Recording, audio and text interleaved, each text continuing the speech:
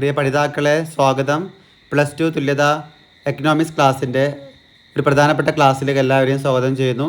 +2 തുല്യത എക്കണോമിക്സ് പരീക്ഷയുമായി ബന്ധപ്പെട്ട ഏറ്റവും പ്രധാനപ്പെട്ട ഒരു ക്ലാസ്സിലേക്ക് എല്ലാവരെയും സ്വാഗതം ചെയ്യുന്നു. നമ്മൾ നാളെ പ്രതീക്ഷിക്കുന്ന എസ്സേ ദേശീയ വരുമാനം. ദേശീയ വരുമാനം എന്നാൽ എന്ത്, ദേശീയ വരുമാനം കണക്കാക്കാനുള്ള രീതികളേവ വിശദമാക്കുക എന്നുള്ള എസ്സേ നമ്മൾ നാളെ പ്രതീക്ഷിക്കുന്നു. അപ്പോൾ എല്ലാവരെയും ഉത്തരത്തിലേക്ക് കൊണ്ടുപോകുന്നു. ചോദ്യം ഒരിക്കൽ കൂടി, ദേശീയ വരുമാനം എന്നാൽ എന്ത്? ദേശീയ വരുമാനം എന്നാൽ എന്ത്? ദേശീയ വരുമാനം കണക്കാക്കാനുള്ള 3 രീതികൾ എഴുതുക. ദേശീയ വരുമാനം കണക്കാക്കാനുള്ള ഏതെങ്കിലും 2 രീതികൾ വിശദമാക്കുക. അങ്ങനെയാണ് ദേശീയ വരുമാനത്തെക്കുറിച്ചുള്ള ചോദ്യമാണ്. ടെക്സ്റ്റ്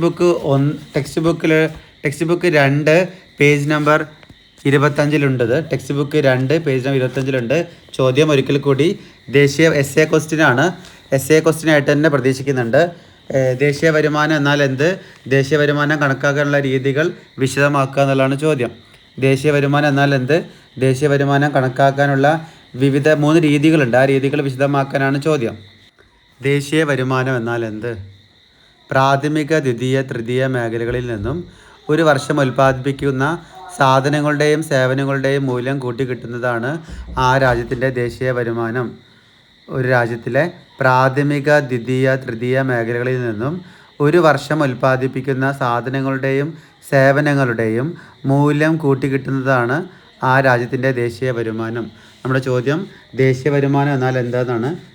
ഉത്തരമായി പ്രാഥമിക, ദ്വിതീയ, തൃതീയ മേഖലകളിൽ നിന്നും ഒരു വർഷം ഉൽപ്പാദിപ്പിക്കുന്ന സാധനങ്ങളുടെയും സേവനങ്ങളുടെയും മൂല്യം കൂട്ടിക്കിട്ടുന്നതാണ് ആ രാജ്യത്തിൻ്റെ ദേശീയ വരുമാനം. പ്രാഥമിക, ദ്വിതീയ, തൃതീയ. നമുക്കറിയാം പ്രാഥമിക മേഖല, ദ്വിതീയ മേഖല, തൃതീയ മേഖല 3 മേഖല അറിയാം.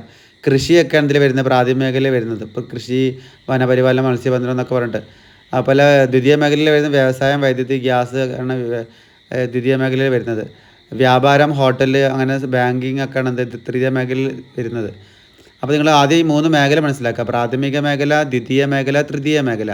പ്രാഥമിക, ദ്വിതീയ, തൃതീയ മേഖലകളിൽ നിന്നും ഒരു വർഷം ഉൽപ്പാദിപ്പിക്കുന്ന സാധനങ്ങളുടെയും സേവനങ്ങളുടെയും മൂല്യം കൂട്ടിക്കിട്ടുന്നതാണ് ആ രാജ്യത്തിൻ്റെ ദേശീയ വരുമാനം. നമ്മുടെ ചോദ്യം എസ്സേ ക്വസ്റ്റ്യൻ എന്താണ് പ്രതീക്ഷിക്കുന്നത്? ദേശീയ വരുമാനം എന്നാൽ എന്ത്? ദേശീയ വരുമാനം കണക്കാക്കാനുള്ള രീതികളാണ്. അപ്പോൾ ദേശീയ വരുമാനം എന്താ മനസ്സിലായല്ലോ?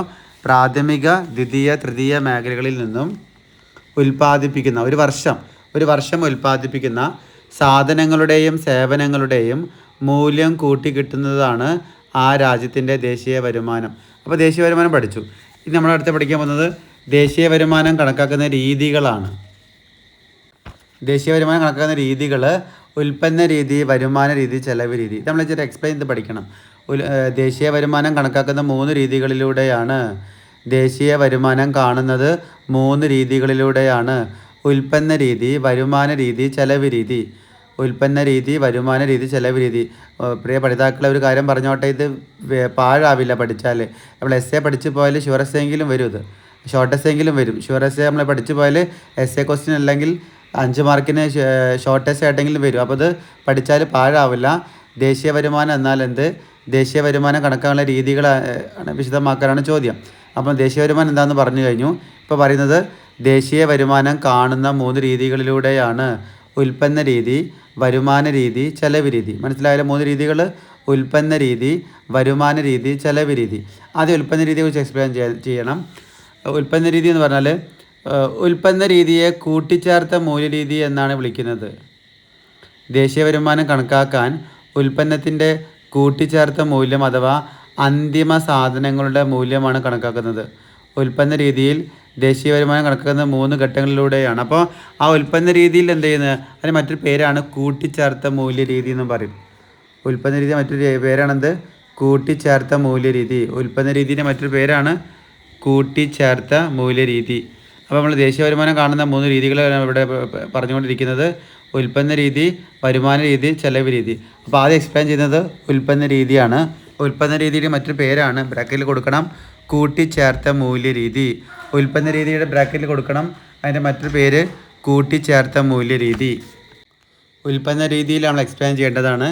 ഉൽപ്പന്ന രീതിയിൽ ഇതിൻ്റെ പോയിൻറ്റ്സുകളാണ്: ഉൽപ്പാദന യൂണിറ്റുകളെ തരംതിരിക്കുക, കൂട്ടിച്ചേർത്ത അറ്റമൂല്യം കണക്കാക്കൽ,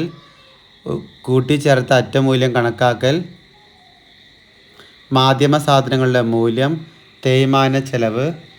മാധ്യമ സാധനങ്ങളുടെ മൂല്യം, തേയ്മാന ചെലവ്. വിദേശത്ത് നിന്നുള്ള അറ്റ ഘടക വരുമാനം കണക്കാക്കൽ. ഇങ്ങനെ 5 പോയിന്റ് അതിൽ എഴുതണം. നമ്മുടെ ആദ്യത്തെ വരുമാന കണക്ക്, ദേശീയ വരുമാനം കണക്കാക്കുന്ന ആദ്യത്തെ രീതിയാണ് ഉൽപ്പന്ന രീതി. നമ്മൾ ഹെഡിങ് കൊടുത്തു, ഉൽപ്പന്ന രീതി ഹെഡിങ് കൊടുത്തിട്ട് ഞാൻ ബ്രാക്കറ്റിൽ എഴുതും കൂട്ടിച്ചേർത്ത മൂല്യരീതി എന്ന് എഴുതും. ഉൽപ്പന്ന രീതിയുടെ മറ്റൊരു പേരാണ് കൂട്ടിച്ചേർത്ത മൂല്യരീതി എന്ന് എഴുതിയിട്ട് ഞാൻ അതിനെക്കുറിച്ച് എഴുതാണ്. അതിൽ എന്തൊക്കെ നമ്മൾ ഉൽപ്പന്ന രീതിയിൽ വരുന്നതാണ് എന്തൊക്കെ?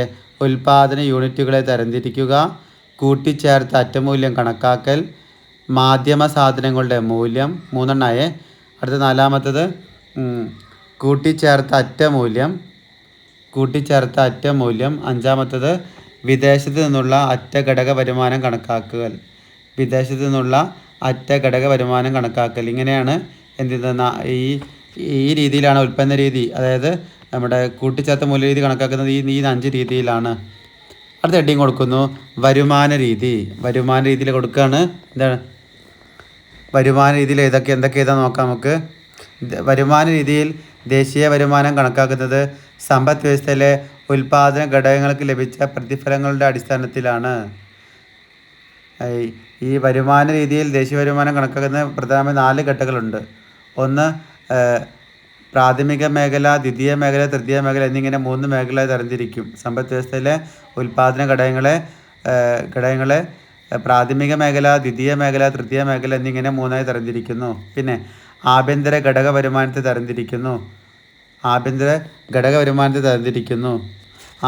ഘടക വരുമാനത്തെ പ്രധാനമായും 3ആയി തിരിക്കാറുണ്ട്. തൊഴിലാളികളുടെ പ്രതിഫലം, പ്രവർത്തന മിച്ചം, സ്വയം തൊഴിൽ ചെയ്യുന്നവരുടെ പ്രതിഫലം. തൊഴിലാളികളുടെ പ്രതിഫലം, പ്രവർത്തന മിച്ചം, സ്വയം തൊഴിൽ ചെയ്യുന്നവരുടെ പ്രതിഫലം എന്നിങ്ങനെ 3ആയി തിരിക്കാം അതിൽ തന്നെ. അടുത്ത ഹെഡിങ് കൊടുക്കുന്നത് നമ്മൾ എന്താണ്? ചെലവ് രീതിയിൽ കൊടുക്കുന്നതാണ്. സ്വകാര്യ അന്തിമ ഉപഭോഗ ചെലവ്, മൊത്തം സ്ഥിര മൂലധന ചെലവ്, ഗവൺമെൻറ്റിൻ്റെ അന്തിമ ഉപഭോഗ ചെലവ്, അറ്റ കയറ്റുമതി എന്നിങ്ങനെ 3ആയി തിരിക്കാത്തില്ല. ഇതിലെ ആ ചെലവ് രീതിയിൽ സമ്പദ് വ്യവസ്ഥയിലെ അന്തിമ ചെലവിൻ്റെ അടിസ്ഥാനത്തിൽ ദേശീയ വരുമാനം കാണുന്ന രീതിയാണ് ചെലവ് രീതി. സമ്പദ് വ്യവസ്ഥയിലെ അന്തിമ ചെലവിൻ്റെ അടിസ്ഥാനത്തിൽ ദേശീയ വരുമാനം കാണുന്ന രീതിയാണ് ചെലവ് രീതി. സമ്പദ് വ്യവസ്ഥയിലെ അന്തിമ ചെലവിൻ്റെ അടിസ്ഥാനത്തിൽ ദേശീയ വരുമാനം കാണുന്ന രീതിയാണ് ചെലവ് രീതി. നമ്മൾ എസ്എ ക്വസ്റ്റ്യൻ ചോദിക്കുമ്പോൾ ആദ്യം എന്താണ് ദേശീയ വരുമാന നീതി, പിന്നെ ദേശീയ വരുമാനം കണക്കാക്കുന്ന 3 രീതികളെ ഹെഡിങ് കൊടുത്തിട്ട് ഹെഡിങ് കൊടുത്തു. ഏതൊക്കെയായത്? ഉൽപ്പന്ന രീതി, വരുമാന രീതി, ചെലവ് രീതി. ദേശീയ വരുമാനം കാണുന്ന 3 രീതികളാണ് ഉൽപ്പന്ന രീതി, വരുമാന രീതി, ചെലവ് രീതി. എന്നിട്ട് അതിൽ നമ്മൾ ഓരോന്നിനെ കുറിച്ച് എക്സ്പ്ലെയിൻ ചെയ്യുകയാണ്. അങ്ങനെ പറഞ്ഞ് നമ്മളിവിടെ എത്തിയപ്പോൾ ചെലവ് രീതിയിലെത്തി. ചെലവ് രീതി എന്തൊക്കെ കൊടുക്കേണ്ടത്? സമ്പദ് വ്യവസ്ഥയിലെ അന്തിമ ചെലവിൻ്റെ അടിസ്ഥാനത്തിൽ ദേശീയ വരുമാനം കാണുന്ന രീതിയാണ് ചെലവ് രീതി. സമ്പദ് വ്യവസ്ഥയിലെ അന്തിമ ചെലവിൻ്റെ അടിസ്ഥാനത്തിൽ ദേശീയ വരുമാനം കാണുന്ന രീതിയാണ് ചെലവ് രീതി. സമ്പദ് വ്യവസ്ഥയിലെ അന്തിമ ചെലവിൻ്റെ അടിസ്ഥാനത്തിൽ ദേശീയ വരുമാനം കാണുന്ന രീതിയാണ് ചെലവ് രീതി. ചെലവ് രീതി നമുക്ക് 4ആയി തിരിക്കാൻ. ചെലവ് രീതിയെ സ്വകാര്യ അന്തിമ ഉപഭോഗ ചെലവ്, മൊത്തം സ്ഥിര മൂലധന ചെലവ്, ഗവൺമെൻറ്റിൻ്റെ അന്തിമ ഉപഭോഗ ചെലവ്, അറ്റ കയറ്റുമതി എന്നിങ്ങനെ 4ആയി തിരിക്കാം. ഇതാണ് നമ്മൾ ആദ്യമായിട്ട് പ്രതീക്ഷിക്കുന്ന എസ്സേ. ദേശീയ വരുമാനം എന്നാൽ എന്ത്, ദേശീയ വരുമാനം കണക്കാക്കാനുള്ള 3 രീതികളേവ വിശദമാക്കാമെന്ന് പറഞ്ഞു. അതാണ് നമ്മൾ ഇവിടെ പറഞ്ഞു കഴിഞ്ഞിരിക്കുന്നത്. ടെക്സ്റ്റ് 2 പേജ് നമ്പർ 27-28 ഉണ്ട്. ടെക്സ്റ്റ് 2 പേജ് 27-28 ഉണ്ട്. ലിസ്റ്റ് ഔട്ട് ചെയ്ത് പഠിക്കണം, ഇമ്പോർട്ടൻ്റ് ആണ്. അടുത്തൊരു പ്രധാനപ്പെട്ട ചോദ്യമാണ് പ്രത്യക്ഷ നികുതിയും പരോക്ഷ നികുതിയും തമ്മിൽ താരതമ്യം ചെയ്യാൻ. പ്രത്യക്ഷ നികുതിയും പരോക്ഷ നികുതി നമ്മൾ വീഡിയോ ചെയ്തതാണ്, മുൻ വീഡിയോയിലുണ്ട്. നിങ്ങളത് പഠിക്കേണ്ടതുണ്ട്, ഇമ്പോർട്ടൻ്റ് ആണ്.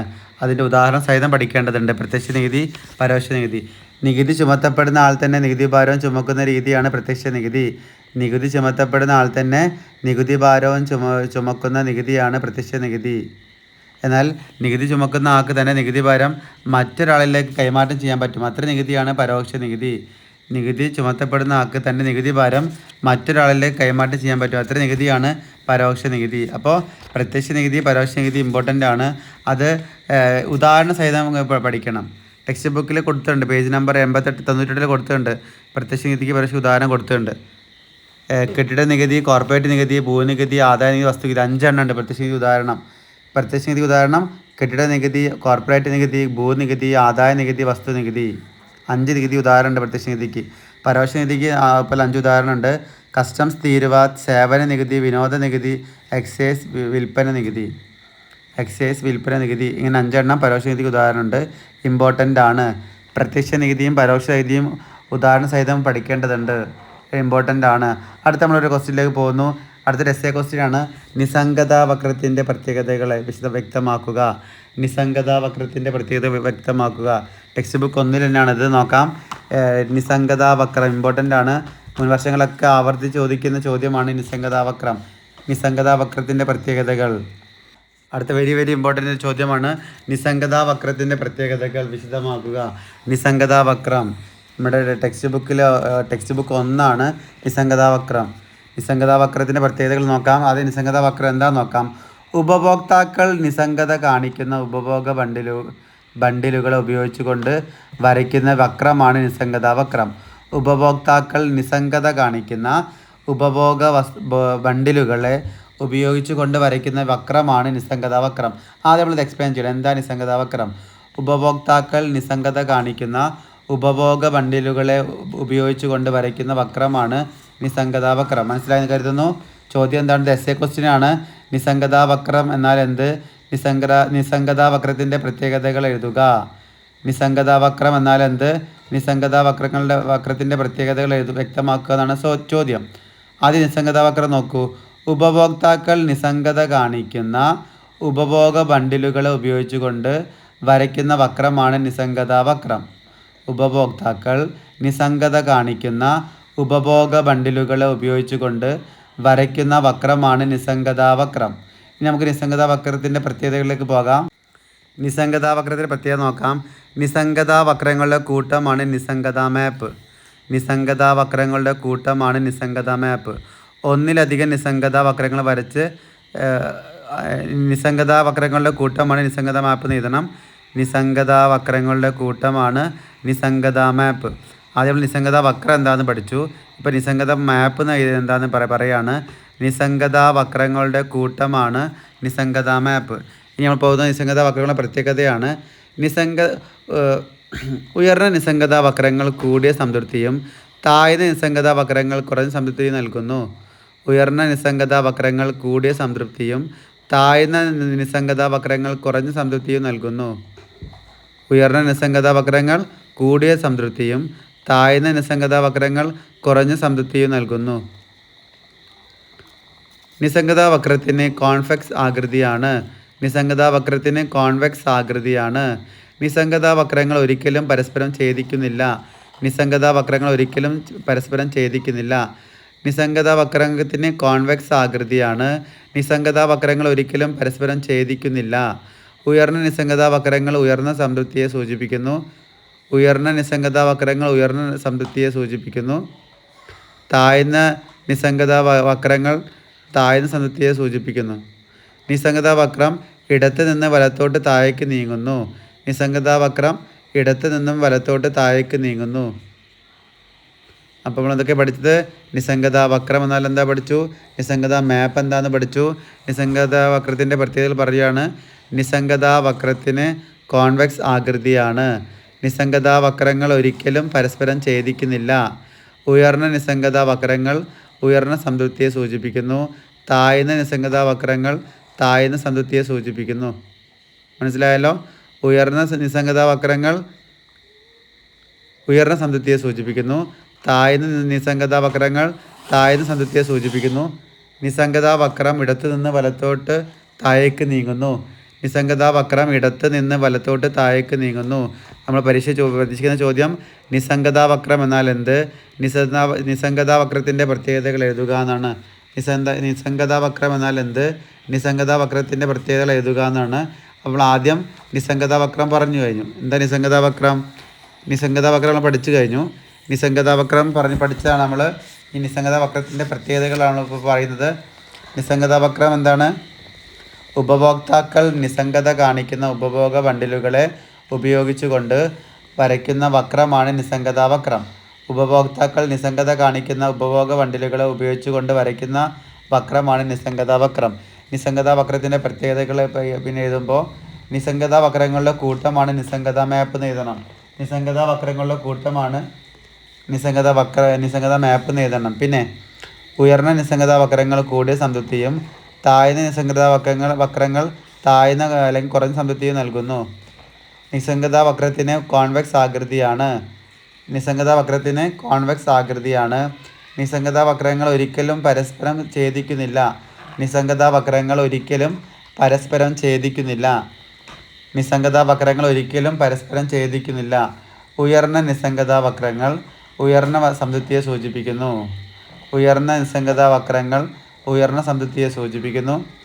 നിസ്സംഗത വക്രം ഇടത്ത് നിന്നും വലത്തോട്ട് താഴേക്ക് നീങ്ങുന്നു.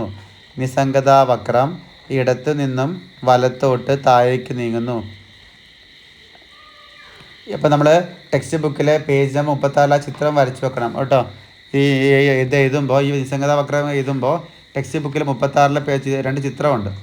നിസ്സംഗത മാപ്പിൻ്റെ നിസ്സംഗതയൊക്കെ ചിത്രമുണ്ട്. ടെക്സ്റ്റ് ബുക്കിൽ പേജ് നമ്പർ 36 ചിത്രം. ആ ചിത്രം കൂടി നിങ്ങൾ പെൻസിൽ ഉപയോഗിച്ച് വരച്ച് വെക്കണം. അപ്പോൾ അത് എസ്സേക്കുള്ള ഉത്തരത്തിൽ കംപ്ലീറ്റ് ആവും. അത് നിസ്സംഗത വക്രത്തിന് ചിത്രമുണ്ട്. ടെക്സ്റ്റ് ബുക്കിൽ പേജ് നമ്പർ 36 ചിത്രം 2.8. ടെക്സ്റ്റ് ബുക്കിൽ പേജ് നമ്പർ 36 ചിത്രം 2.8 ആ ചിത്രം 36 2.8 ഇതിൽ കൊടുത്ത ചിത്രമുണ്ട്. അതാണ് നിങ്ങൾ വരയ്ക്കേണ്ടത്.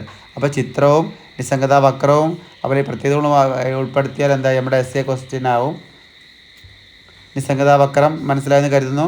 അപ്പോൾ 2 എസ്സേ പറഞ്ഞു. ഒന്ന് ദേശീയ വരുമാനം എന്നാൽ എന്ത്, ദേശീയ വരുമാനം കണക്കാക്കുന്ന രീതികൾ. ആ ടെക്സ്റ്റ് ബുക്ക് പേജ് നമ്പറൊക്കെ പറഞ്ഞു. അത് നിങ്ങൾ ലിസ്റ്റ് ഔട്ട് ചെയ്ത് പഠിക്കണം. ഒരു 1-1.5 മണിക്കൂർ നിങ്ങൾ എന്ത് ചെയ്യുന്നു, ഉറക്കം കഴിഞ്ഞ് പഠിക്കുക. നന്നായിട്ട് പഠിക്കുക. 10-11 വരെ ഇത് പഠിക്കുക. അത് പഠിച്ചാൽ പാഴാവില്ല. നാളെ പരീക്ഷ നിങ്ങൾക്ക് സുഖമായിട്ട് എഴുതാൻ പറ്റും. ഈ ദേശീയ വരുമാനവും അതുപോലെ പരോക്ഷ നികുതി, പ്രത്യക്ഷ നികുതി, പിന്നെ ഞാൻ പറഞ്ഞു നമ്മുടെ RBIയുടെ മുൻ വീഡിയോയിൽ പറഞ്ഞിട്ടുണ്ട്. RBIയുടെ ധർമ്മങ്ങൾ, റിസർവ് ബാങ്ക് ഓഫ് കേന്ദ്ര ബാങ്കിൻ്റെ ധർമ്മങ്ങൾ, റിസർവ് ബാങ്ക് ഓഫ് ഇന്ത്യ കേന്ദ്ര ബാങ്കിൻ്റെ ധർമ്മങ്ങൾ പഠിച്ചു കഴിഞ്ഞു. നമ്മൾ പണത്തിൻ്റെ ധർമ്മങ്ങൾ നമ്മൾ വീഡിയോ ചെയ്തതാണ്. അത് പഠിക്കണം. അതോടൊപ്പം ഈ നിസ്സംഗത വക്രത്തിൻ്റെ ഈ ചിത്രവും പ്രത്യേകതകളും പഠിക്കേണ്ടതുണ്ട്. മനസ്സിലായെന്ന് കരുതുന്നു. അടുത്തൊരു ചോദ്യത്തിലേക്ക് പോകുന്നു. ഡിമാൻഡ് നിയമം എന്നാൽ എന്ത്? ഒരു വസ്തുവിൻ്റെ വിലയും അളവും തമ്മിലുള്ള വിപരീത ബന്ധം കാണിക്കുന്ന നിയമമാണ് ഡിമാൻഡ് നിയമം. ഒരു വസ്തുവിൻ്റെ വിലയും അളവും തമ്മിലുള്ള വിപരീത ബന്ധം കാണിക്കുന്ന നിയമമാണ് ഡിമാൻഡ് നിയമം. ഇത് 2 മാർക്കിന് ചോദിക്കാം. ഡിമാൻഡ് നിയമം ചോദിക്കാം. ഒരു വസ്തുവിൻ്റെ വിലയും അളവും തമ്മിലുള്ള വിപരീത ബന്ധം കാണിക്കുന്ന നിയമമാണ് ഡിമാൻഡ് നിയമം. ഒരു വസ്തുവിൻ്റെ വിലയും അളവും തമ്മിലുള്ള വിപരീത ബന്ധം കാണിക്കുന്ന നിയമമാണ് ഡിമാൻഡ് നിയമം. ഒരു വസ്തുവിൻ്റെ വിലയും അളവും തമ്മിലുള്ള വിപരീത ബന്ധം കാണിക്കുന്ന നിയമമാണ് ഡിമാൻഡ് നിയമം. ബഡ്ജറ്റ് ലൈനൊക്കെ നമ്മൾ ബഡ്ജറ്റ് ലൈനും ബഡ്ജറ്റ് ധർമ്മങ്ങളൊക്കെ പഠിച്ചാണ്. ടെക്സ്റ്റ് ബുക്ക് 2 പേജ് നമ്പർ 82 ഉണ്ട്. പഠിച്ചു പോകണം. ബഡ്ജറ്റ് എന്നാൽ എന്ത്, ബഡ്ജറ്റ് ലൈൻ, ബഡ്ജറ്റിൻ്റെ ധർമ്മങ്ങൾ ഒക്കെ അതിവിടെ നമ്മളെ മുൻ ക്ലാസ്സിൽ പറഞ്ഞതാണ്. അത് ഇമ്പോർട്ടൻ്റ് ആണ്. 4 മാർക്കിന് ചോദിക്കും. ബഡ്ജറ്റ് എന്നാൽ എന്ത്, ബഡ്ജറ്റ് ലൈൻ എന്നാൽ എന്ത്, ബഡ്ജറ്റിൻ്റെ ധർമ്മങ്ങൾ വ്യക്തമാക്കുക എന്ന് ചോദിക്കും. ടെക്സ്റ്റ് ബുക്ക് 2 പേജ് നമ്പർ 82 അത്. ടെക്സ്റ്റ് ബുക്ക് 2 പേജ് നമ്പർ 82 ബഡ്ജറ്റുമായി ബന്ധപ്പെട്ട ചോദ്യം പരീക്ഷയ്ക്ക് വരും. ഇപ്പോൾ നമ്മൾ ലേറ്റസ്റ്റ് പറയുന്നതാണ് ഡിമാൻഡ് നിയമം എന്താണ്? ഒരു വസ്തുവിൻ്റെ വിലയും അളവും തമ്മിലുള്ള വിപരീത ബന്ധം കാണിക്കുന്ന നിയമമാണ് ഡിമാൻഡ് നിയമം. ഒരു വസ്തുവിൻ്റെ വിലയും അളവും തമ്മിലുള്ള വിപരീത ബന്ധം കാണിക്കുന്ന നിയമമാണ് ഡിമാൻഡ് നിയമം. നിസ്സംഗത വക്രം പഠിച്ചു. ദേശീയ വരുമാനം പഠിച്ചു. ദേശീയ വരുമാനം കണക്കാക്കുന്ന രീതികൾ പഠിച്ചു. പ്രത്യക്ഷ നികുതിയും പരോക്ഷ നികുതിയും ഉദാഹരണ സഹിതം വ്യക്തമാക്കുക പഠിച്ചു. ഓക്കെ. ബഡ്ജറ്റ് ലൈന്, ബഡ്ജറ്റിൻ്റെ ധർമ്മങ്ങൾ ഇമ്പോർട്ടൻ്റ് ആണ്. ബഡ്ജറ്റ് ധർമ്മങ്ങൾ ഇമ്പോർട്ടൻ്റ് ആണ്. അപ്പോൾ ഈ വീഡിയോ ആവർത്തിച്ച് കേട്ട് മനസ്സിലാക്കി നോട്ട് ലിസ്റ്റ് ഔട്ട് ചെയ്ത് വായിച്ച് പഠിക്കുക. ഇമ്പോർട്ടൻ്റ് ആണ്. പാഴാവില്ല. നിങ്ങൾ നാളെ പരീക്ഷയ്ക്ക് നിങ്ങൾക്ക് ചോദ്യപേപ്പറിൽ ഉണ്ടാവും. നിങ്ങൾക്ക് എന്താവും, ഡബിൾ പാസിനടുത്ത് മാർക്ക് വാങ്ങിക്കാൻ പറ്റും. ഇമ്പോർട്ടൻ്റ് ആണ്. അപ്പോൾ എല്ലാവർക്കും നന്നായി പഠിക്കാൻ കഴിയട്ടെ, മനസ്സിലാക്കാൻ കഴിയട്ടെ എന്ന് പ്രാർത്ഥിക്കുന്നു. ഇന്നത്തെ ഹിസ്റ്ററി ഈ പരീക്ഷ എളുപ്പമായിരുന്നു. നമ്മൾ വീഡിയോയിലൂടെ പറഞ്ഞ ചോദ്യങ്ങൾ മാത്രമാണ്. എസ്സേ ഉൾപ്പെടെ എല്ലാ ചോദ്യങ്ങളും നമ്മൾ വരും എന്ന് പറഞ്ഞ ചോദ്യങ്ങളാണ് കൂടുതലായി വന്നിരിക്കുന്നത്. അതിലൂടെ സന്തോഷം രേഖപ്പെടുത്തുന്നു. നാളത്തെ ഈ എക്കണോമിക്സ് പരീക്ഷ അതുപോലെ തന്നെ ആയിരിക്കും, എളുപ്പമായിരിക്കും. നിങ്ങൾ ഇവിടെ ഇത് നമ്മൾ ചെയ്ത വീഡിയോകളൊക്കെ എന്ത് ചെയ്യണം, ആവർത്തിച്ച് കാണണം. ആകെ കുറഞ്ഞ വീഡിയോ ഉള്ളൂ, 10-ൽ താഴെ വീഡിയോ ഉള്ളൂ എക്കണോമിക്സിൻ്റെ. ആ 10-ൽ താഴെയുള്ള വീഡിയോ ആവർത്തിച്ച് കേട്ട് മനസ്സിലാക്കി ലിസ്റ്റ് ഔട്ട് ചെയ്ത് പഠിക്കണം. ഒരു 2-3 മണിക്കൂർ ഉറക്കം വെച്ച് പഠിച്ചാൽ നിങ്ങൾക്ക് നാളത്തെ പരീക്ഷ എളുപ്പമാവും. ഇതേ പഠിക്കേണ്ടതുള്ളൂ, നിങ്ങൾക്ക് ഡബിൾ പാസിനടുത്ത് മാർക്ക് വാങ്ങിക്കാൻ പറ്റും. ഓക്കെ, അപ്പോൾ എല്ലാവർക്കും നന്നായിട്ട് മനസ്സിലാക്കാൻ കഴിയട്ടെ, നല്ല മാർക്ക് കിട്ടട്ടെ എന്ന് ആശംസിക്കുന്നു. നിങ്ങളുടെ വിലയേറിയ അഭിപ്രായങ്ങൾ പറയുക. അപ്പോൾ എല്ലാവർക്കും നന്ദി, നമസ്കാരം, താങ്ക് യു.